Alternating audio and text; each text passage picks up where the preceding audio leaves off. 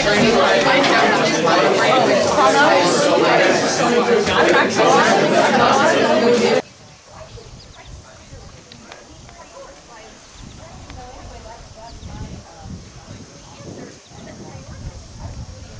right, I don't know where my opponent is.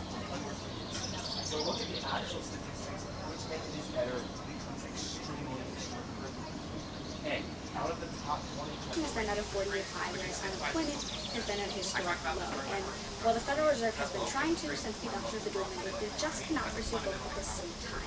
Inflation has been high to the point where it is affecting us, and we need to take action to change that. Do you think there have been any recent events besides these mandates that could have affected inflation? What do you mean? Sure. So specifically, I'm talking about COVID. Do you think the COVID virus, with all the stimulus that's happening, aside from what the Fed has done, do you think that could be perhaps what is influencing our current inflation? I mean, At achieving the goal that this person is, I think it's pretty clear that they have been what you're successful. not showing us is the evidence saying that, when we compare now, as you're doing, comparing numbers in the United States to other.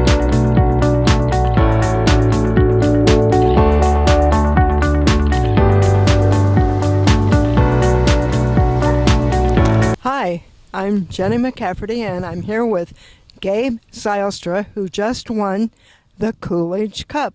He's actually holding the Coolidge Cup, and it says Debate Champ, July 2024. This is a big deal. Tell us a little bit about the Coolidge Cup.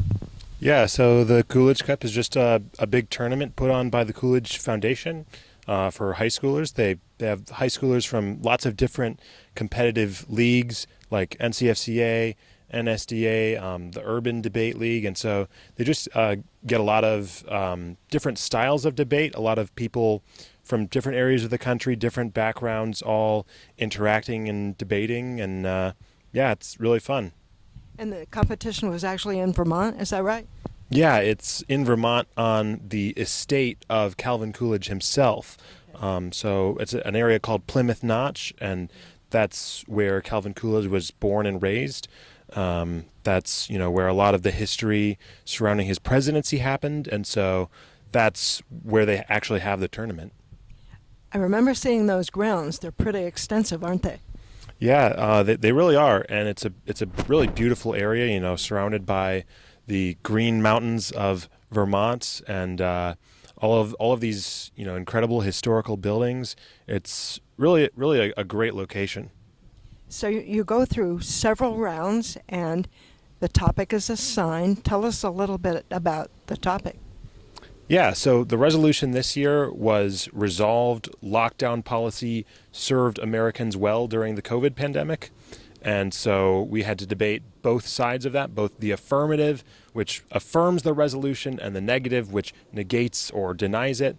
And then, and so that was a really, obviously contentious topic. A lot of people disagree about it, but I think there was actually, despite that, kind of a fair and balanced competition. I think we saw a pretty even win ratio between affirmative and negative. So even though people have their personal biases, I think it was able to, serve as a very good resolution.